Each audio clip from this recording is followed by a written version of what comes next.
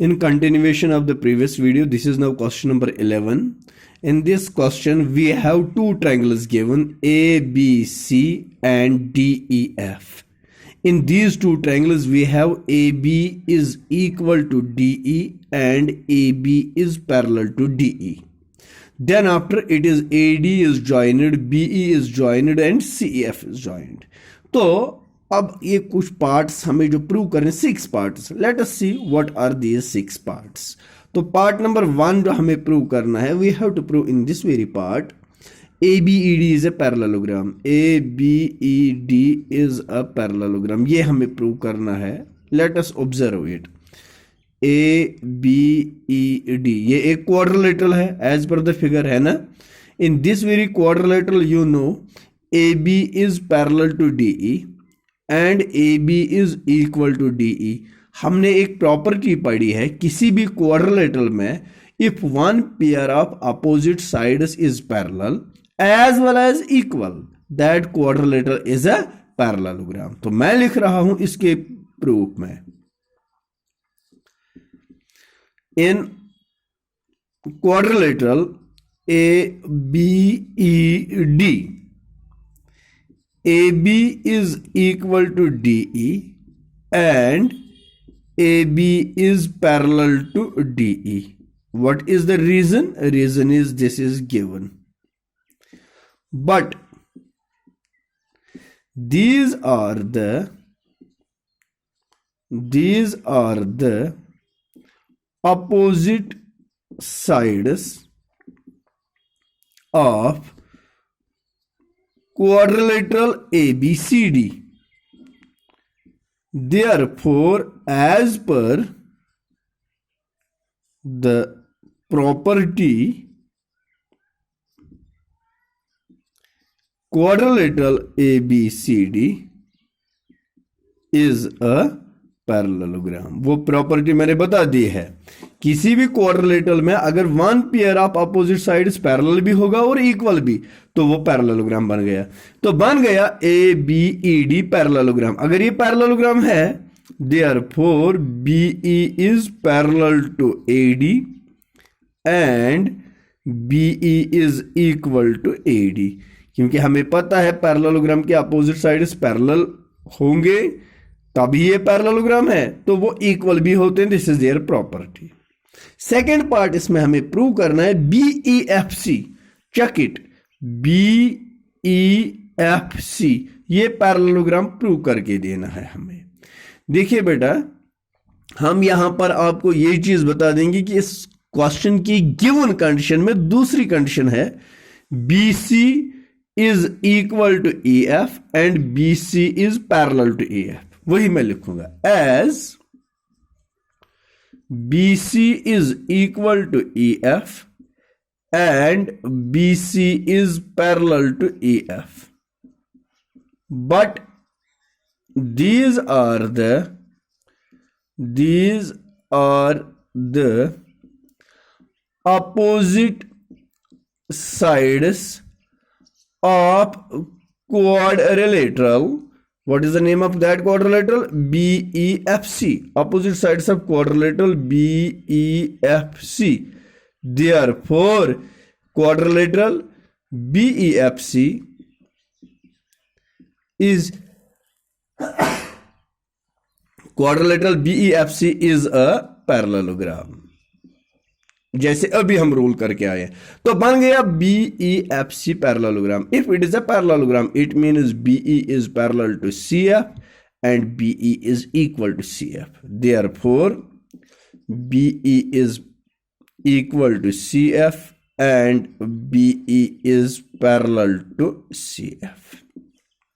यहां पर हमने क्या किया, BE is parallel to AD, और यहां पर क्या किया, BE is parallel to CF. See it, BE is parallel to AD and same BE is parallel to CF.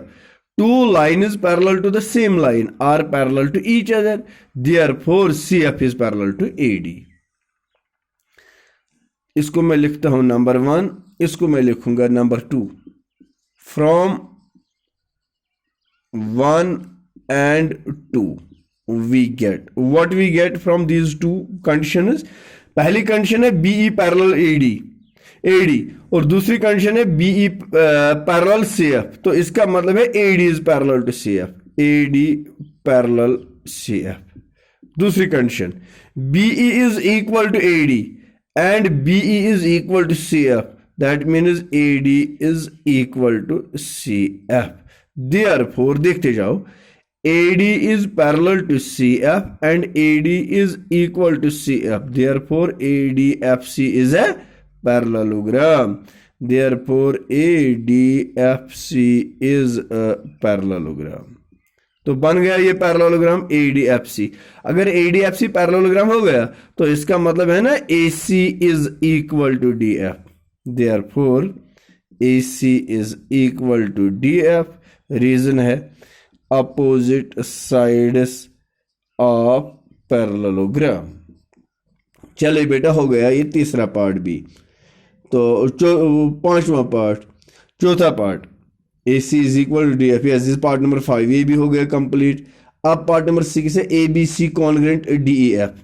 अब हमें ये दो ट्रायंगल कॉन्ग्रेंट करने हैं ABC and DEF। You just see AB is equal to DE, this is given. BC is equal to EF. These are the opposite sides of parallelogram BEFC. AC is equal to DF. This we have proved. So triangles are congruent by SSS. Now in two triangles. Now in two triangles. कौन से दो triangle? ABC and DEF. ABC and DEF.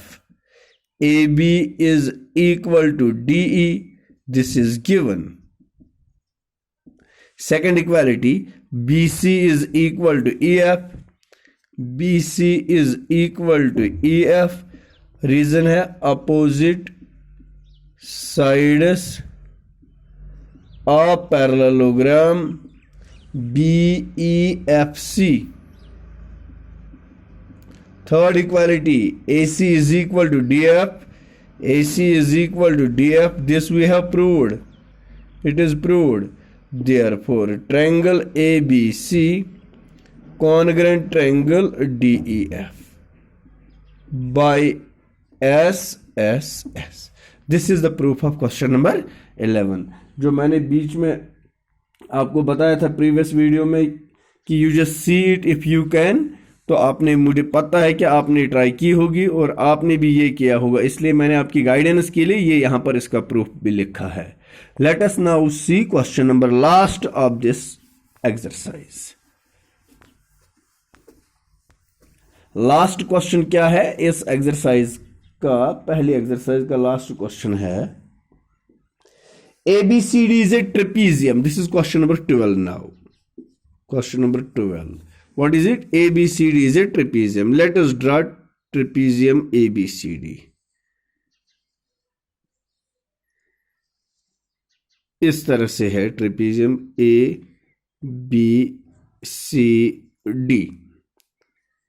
ये trapezium का मतलब है in which AB is parallel to ABCD is a trapezium. इसका मतलब है in which AB is parallel to DC. ये दो साइड्स पैरेलल है आपस में। आगे and AD is equal to BC, AD is equal to BC, ये दो साइड्स इक्वल है, ये नॉन पैरेलल साइड्स हैं। In a trapezium if non parallel sides are equal, ऐसे ट्रेपेजियम को हम आइसोसेलेस ट्रेपेजियम कहते हैं। तो इसमें फॉलोइंग पार्ट्स हमें प्रूव करने हैं। एंगल A, ये है angle A, we have to prove it equal to angle B, इसके बराबर करना है। Angle C is equal to angle D, फिर एंगल C को एंगल D के बराबर करके देना है। उसके बाद ट्रायंगल ABC, वो तो है ही नहीं, वो बाद में बनेंगे। Congruent BAD and AC is equal to BD। तो इसके लिए मैं एक कंस्ट्रक्शन कर रहा हूं। I will produce this side AB, produce this side AB। ठीक किया मैंने प्रोड्यूस। फिर AD के थ्रू मैंने एक लाइन पैरेलल ड्रा करनी है। Draw a line parallel to AD meets AB produced at point E। ये मैं क्यों कर रहा हूं ये C को पैरेलल AD के साथ? क्योंकि हम पैरेललोग्राम से ही इसका काम कर सकते हैं। तो ये मैंने पैरेलल ड्रा किया, CE parallel AD and AE is already parallel to DC because AB is parallel to DC। तो चलिए इसका प्रूफ हम लिखेंगे। प्रूफ इस तरह से स्टार्ट करेंगे, थ्रू C, ये हम कंस्ट्रक्शन कर रहे हैं, through C draw a line parallel AD meets AB produced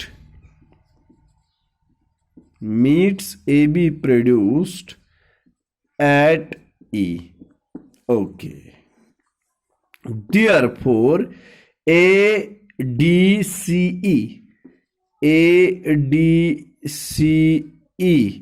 is a parallelogram.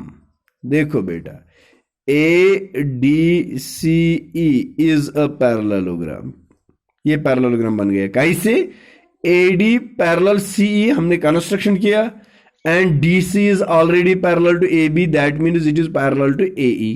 तो किसी भी क्वाड्रिलेटरल के अगर अपोजिट साइड्स पैरेलल हो गए तो वो क्वाड्रिलेटरल पैरेललोग्राम है, तो ये पैरेललोग्राम हो गया। तो therefore AD is equal to CE, reason is opposite sides of parallelogram। तो पैरेललोग्राम के ये अपोजिट साइड्स पैरेलल आ गए, यानी इक्वल आ गए। But AD is already equal to BC, but AD is equal to BC, this is given, ठीक है ना। therefore अब AD अगर BC के बराबर है और यही AD हमने किसके बराबर लिखा? C, तो इसका मतलब है BC and CE are equal, therefore CE is equal to BC। अब ये CE एंड BC इक्वल, तो क्या हम कह सकते हैं angle E is equal to angle 1? यहां पर B हम नहीं कह सकते हैं क्योंकि ये B वर्टेक्स जो है ये इस एंगल के साथ भी है और इस एंगल के साथ भी है। therefore angle E is equal to angle 1. These are the angles opposite to equal sides of triangle BCE। तो इसलिए ये इक्वल है। हो गया इतना कंप्लीट। चलिए जी, अब हम काम करेंगे, हमें एंगल A को इस एंगल B के बराबर करना है जब B सिर्फ ABCD था। तो ये हमें काम करना है। मैं लिखूंगा यहां पर as angle A plus angle E is equal to 180 degree. Reason है adjacent angles of parallelogram. Parallelogram का नाम है ADCE, इसी में है ना ये adjacent angles, angle A and angle E, ADCE ये पैरेललोग्राम के एडजेसेंट एंगल्स थे, इसलिए इनका सम 180 है। तो अब एंगल E की जगह मैं लिख सकता हूं ना angle 1, that is angle A plus angle 1 is equal to 180 degree. Reason है because angle E is equal to angle 1। But मगर क्या है, एंगल 1 प्लस एंगल B ये दोनों का सम भी 180 है, linear pair. But angle B plus angle 1 is equal to 180 degree because of linear pair angles. Therefore angle A plus angle 1 180 है, angle B plus angle 1 is also 180। तो इसका मतलब है angle A plus angle 1 is equal to angle B plus angle 1। Angle 1 will cancel with angle 1, that is angle A is equal to angle B. This is the proof of part 1। ये पहला part का proof है। और दूसरा part इसी में है, angle C को एंगल D के बराबर करके देना है। Now see my dear, angle C is equal to angle 1. Now angle C is equal to angle 1। क्यों? These are the alternate interior angles, alternate interior angles, ये दो एंगल्स अल्टरनेट इंटीरियर हैं, तो इसलिए इनका वैल्यू आपस में इक्वल है। तो next, angle C is equal to angle 1, but angle 1 किसके बराबर है? Angle E, but angle 1 is equal to angle E, therefore angle C is equal to angle ई।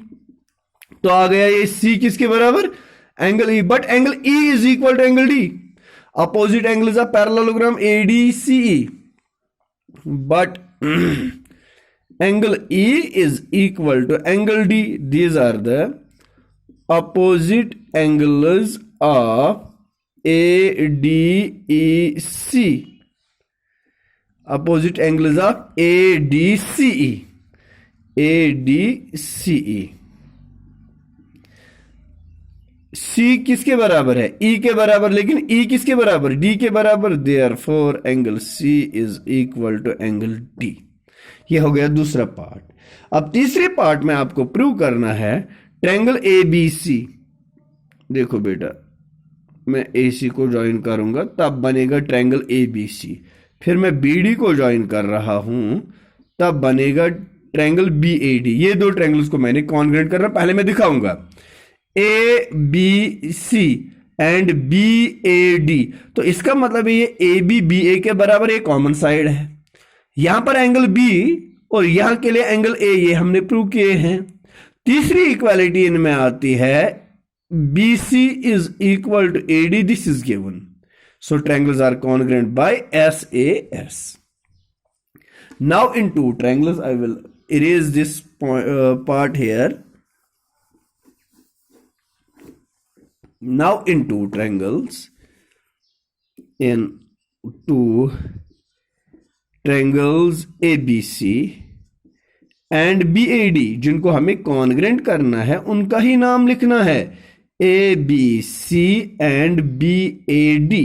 मैं लिखता हूं AB is equal to BA, this is common side between two triangles. BC is equal to AD, this is given. These are the non-parallel sides of trapezium which are given equal. Angle B is equal to, या इसका नाम आप दे सकते हैं angle ABC। Angle ABC is equal to angle BAD। Reason है because angle B is equal to angle A which is proved.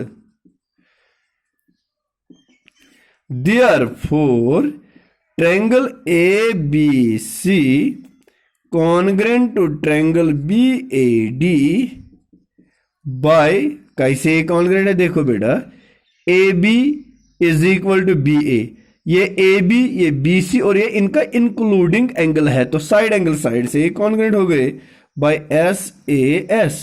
When triangles are congruent, corresponding parts are equal. जो हमारा लास्ट पार्ट हमें prove करना है, AC is equal to BD, तो ये AC इस triangle का साइड है और BD दूसरे ट्रायंगल का साइड है। Therefore AC is equal to BD, this is CPCT। This is the proof of last part. Thank you very much.